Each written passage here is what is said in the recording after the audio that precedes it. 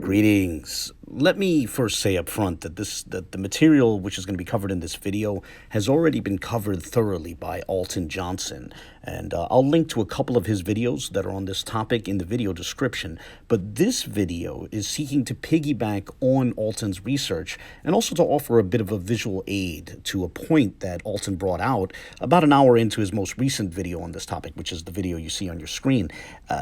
And in that video, about an hour into that video, he read an email from a scholar describing a key feature of a map, which is at the center of this discussion. It's a map made by Abraham bar Yaakov, or it will say Abraham bar Jacob, and also it's called the Haggadah map, right?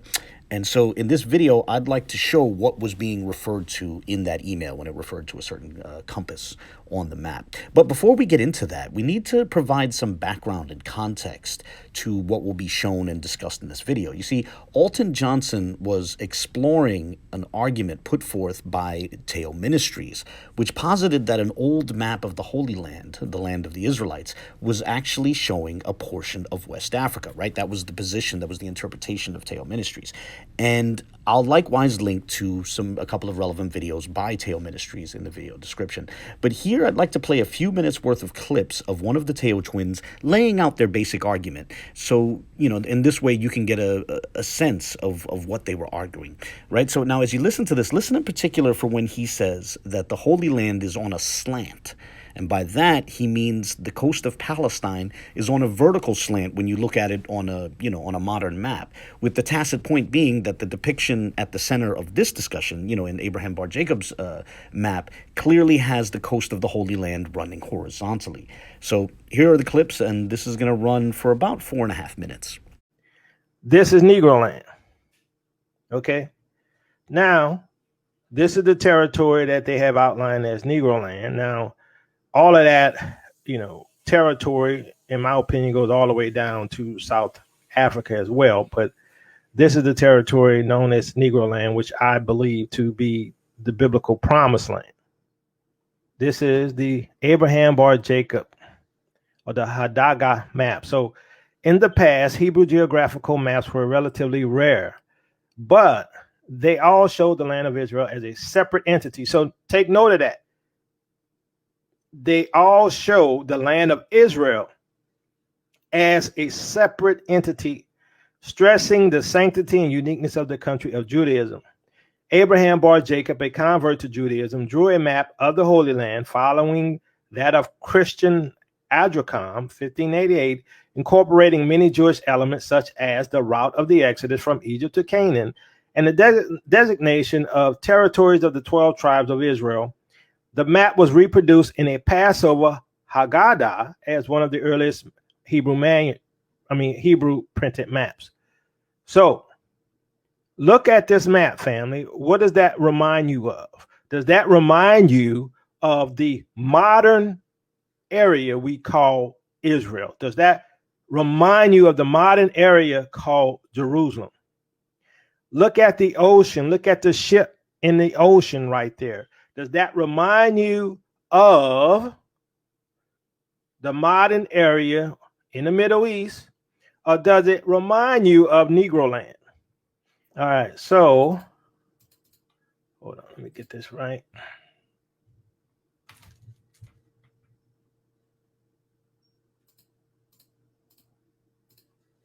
All right, so once again, this is the original map. It's the same as the color one, and you can see these Hebrew writings on it, right? Once again, this territory here does not look like the Middle East, right?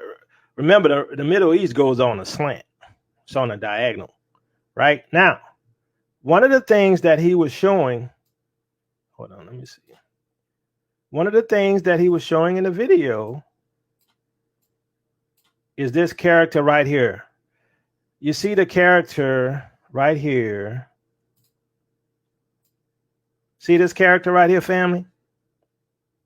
This character right here is the personification of a continent according to him. It's the personification of Africa. Now, the other thing he did, and I'm going to show you that. So keep that in mind. So we have a landmass that looks like Negro land, right? And we have a landmass called Negro land. And let me get out of the zoom up view and read the description. A good example of the 1712 Amsterdam Haggadah and map of the Holy Land, the first obtainable map of the Holy Land to utilize entirely Hebrew lettering. So this here, according to this, see the description, says it is the Holy Land, right? And then this personification on this map of Africa means that this map is Africa, right? If this woman sitting on a crocodile in the lower right corner with the umbrella, as we showed in the Mercator map, is the personification of Africa, then this map is Africa. Now, the question is, what part of Africa are we talking about? I make the contention that this is Negro land, right? And we can tell from this coastland that this doesn't fit anywhere else. It definitely doesn't fit the Middle East. So this coastland, from what I can see, fits what? Parts of Africa. Okay, so this is the first map he showed, which is a map of West Africa just north of the Gulf of Guinea. And we're going to focus in particular on that southern coast, which runs horizontally from east to west. And here's the map he was comparing that to. And this is the map at the center of the discussion. You know, he alluded to the fact that the coast of Palestine on a typical map is, as he put it, on a slant or on a diagonal, which is to say it runs vertically roughly from south to north. And, you know, it leans slightly to the right on a typical map today, on a modern map. Meanwhile, this depiction of the Holy Land is horizontal, like the map of West Africa. And again, this map, we're referring to it as the Abraham Bar Jacob map, or the Haggadah map. So the question at the center of this discussion is, what coast is Abraham Bar Jacob's map depicting, right? The Teo twins contend that it depicts the southern coast of West Africa. And as they alluded to, notice how the coast runs horizontally. Like I just said, I've said that a couple times. And it runs horizontally just like the coast of the Holy Land, you know, in Abraham Bar Jacob's map, right? Meanwhile, I agree with Alton Johnson that Abraham Bar Jacob's map is actually depicting the coast of the Levant, which is to say of Palestine and, you know, Syria, or you could say Greater Syria, whatever it is the case, the Levant just north of Egypt. So returning to the map, another point the Teo twins wanted to make was that the map contains a figure which personifies Africa. And I want to note in particular the Hebrew words just above that depiction, which read Eretz Mitzrayim, which means the land of Egypt. But still, the Teo twins have indirectly raised this question. If one is going to say the map is showing the coast of the Levant, the coast of Palestine, how then does one interpret this personification of Africa in the corner of the map? In short, there are 2 points one must contend with if they're going to adequately deal with their argument. And those points are, first, that this map has the coast running horizontally rather than vertically. And second, they have to deal with the personification of Africa, which appears on that map. And it's at this point that I want to zero in on what Alton Johnson mentioned about an hour into his video when he was reading an email from a scholar, and that is the compass on the map. So notice how there's these Hebrew words that appear on the different points of the compass. See, those words allow one to orient themselves towards a particular direction. So going counterclockwise, we'll start at the top left, where we find the word Mizrach, which means east. Then, below that, at the bottom left, we have the word Tzafon, which means north. And notice the fleur de lis, the little flower, the lily flower, that makes it look a bit like the head of a spear. Then, to the right of that, at the bottom right of the compass, we have the word Ma'arav, which means west. And finally, above that, at the top right, we have the word Darom, which means south. But let's focus on the point for north, right? Tzafon. the point where the little lily flower, the fleur de lis, is, right? The Teo twins noted, again, as I've mentioned several times, they had noted that the coast of Palestine would be on a vertical slant, unlike what we find in this map. But the coast of Palestine is on a vertical slant on maps which have the north at the top of the map. So in order to orient this map to what is now popular in modern maps, we would have to have that little flower, or the northern point of the compass, pointing upwards. Now, in my opinion, the best way to illustrate this would be with a physical copy of the map. And that's what we have here, a printout of Abraham Bar Jacob's map. Now, note how the coast, again, I've said this many times, so forgive me if it's getting a little redundant, but notice how the coast is running horizontally, which the Teo twins unwittingly and tacitly interpreted as meaning that it's running from east to west, like the southern coast of West Africa. It is here that we need to note the compass at the bottom of the map. So I'm going to zoom in to the compass, and I'm going to let my camera focus on it a bit. And here we have the word Tzafon, which again means north, and the little lily flower, the fleur de lis, which sort of looks like a spearhead, right? In order to orient this map in such a way where the north is pointing upwards, we are going to have to rotate the map. So that's what I'm going to do. I'm going to rotate this map such that the northern point of the compass is pointing upwards. And there you go. And now that we have done that, we can now zoom back out to see how the coast of the Holy Land is oriented. And would you look at that? Now the coast of this landmass is on a diagonal slant. With the compass in mind, we learn that coast actually runs south to north, or more specifically, more accurately, southwest to northeast. But, while that might deal with the Teo twins' question about, the orientation, being on a slant, vertical versus horizontal, even though they didn't use those words explicitly, that aside, we still have the question of how to interpret that figure serving as the personification of Africa. What does one make of that? Well, I would propose that while it's not a perfect fit, we can nonetheless lay a modern map of Egypt and the Levant over this map. And when we do so, we see that the personification of Africa, which again had the words Eretz Mitzrayim, which mean land of Egypt, emblazoned right above her, that character is situated right where Egypt is. So even if one wishes to argue that, let's say, for example, if one wants to argue that with the tectonic plates in mind, Palestine is mostly in Northeast Africa, fine, right? Even if you say that, we would still say that the cartoon on the map was signaling that Egypt and the rest of Africa is southwest of the Holy Land, which is precisely the case today, right? So this does line up perfectly with a map of Palestine. In short, in conclusion, it seems the Teo twins misunderstood this map. And perhaps that's because they couldn't read the Hebrew text, and thus they were unable to make sense of the compass. And, as was noted, they wrongly assumed the orientation of the coastline. Now, I'm about to close this video, but before I do, I want to note that I am aware that the Teo twins would prefer that we not discuss this subject, right? I'm going to show you a YouTube community post they put up last Sunday, I believe. And however, it may be worth noting as well how acrimoniously they discussed the subject just a week ago, which is to say last Friday. You see, even the title of their video from last Friday, from the 22nd of June, was dripping with disdain, as it was titled, quote, Alton Johnson Beta Male Research, end quote. Now, I'm not entirely sure what that's supposed to mean, beta male research, but obviously they intended it as an insult, right?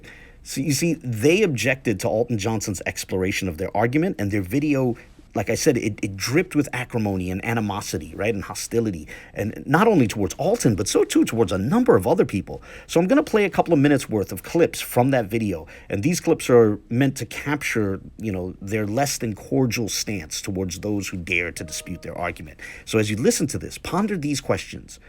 Does this sort of language make someone less likely or more likely to want to scrutinize your information, right? Might this sort of tone inspire people to dive more fully into critiquing their arguments? With that in mind, here are the clips. The reason I'm on today is I got to deal with these urban apologists, these beta males over there. Oh, yeah. I got to deal with them. I'm tired of them. I'm tired. Stay out of my business. I'm tired of Berean TV. I'm sick of you. I'm tired of Alton Johnson. I'm sick of you. I'm sick of all y'all urban apologists over there. Sick of y'all. And I'm going to show how foolish y'all are. I'm going to show your beta male research abilities. It is embarrassing to you all. You all are embarrassing to what you call Christians. Oh, yeah, I'm tired. I'm tired. I'm tired. I told you, look, I told y'all, I grew up fighting. I'm still a fighter. I haven't been delivered from fighting. I done pulled out my sword and I'm going to cut off some ears. I'm telling you. I could be related to Peter. I ain't going to lie. I could be related to Peter because I'll cut your ear off. I'm sick of them. I'm sick of them. Y'all think I'm lying. I'm sick of them. I am. I'm sick of them. Y'all want to go to war? We could go to war. I'm sick of y'all. I'm sick of you, Alton Johnson. I'm sick of you, Berean TV. I'm sick of all of you urban apologists. I'm sick of y'all. Y'all think Cherry bad. I'm bad. I'm going to show you. I'm sick of y'all. Because y'all nothing but a freaking liars. And I hope you take this clip, Berean TV, and put it on your freaking lying ass show. Yeah, I cuss. I'm sick of y'all because all y'all do is lie. All y'all do is misrepresent. Y'all want to go to war? We could go to war. I'm sick of it. I'm sick of them people. And I'm not going to coddle them no more. I'm not going to ignore them no more. They won't fight. We can fight. Genesis 49ers, I'm not going to ignore them no more. You won't fight. We can fight. The Orthodox Moor, I'm not going to ignore you no more. You won't fight. We can fight. Brother Berean TV, I'm not going to ignore you no more. You won't fight. We can fight. Alton Johnson, I'm not going to ignore you no more. You won't fight. We can fight. Well, 2 days after they posted that video expressing their desire to fight over this topic, to quote unquote go to war, they posted this YouTube community post, which tagged both Alton and myself. And in the last sentence of the post, the author declared, quote, "I'm done responding to these snakes," end quote. So as has happened with other topics, they invited a debate with their less than polite declarations, only to then want to drop the subject when people began to focus on it. Whatever the case, if they're done dialoguing with people like Alton or myself or others, that's fine. But I'd like to juxtapose that with something one of the Teo twins wrote on Facebook last November. You see, Jacoba wrote that he would soon have me running away with my tail between my legs. Now, I'm not going to say something similar about them. I'm not going to say, something similar about them, but at the very least, can you not imagine the temptation to do so if one had less charity in their heart, in light of how topics have come with challenges only to be abruptly dropped? Honestly, that happened with the pews, that happened with DNA, that happened with the question of, which living language is closest to biblical Hebrew, and now it seems to have happened with a subject pertaining to the Teo twins' comprehension of cartography. Now, I'm going to close this video with a 2-minute clip from Alton Johnson's video in which the Orthodox Moor briefly came on.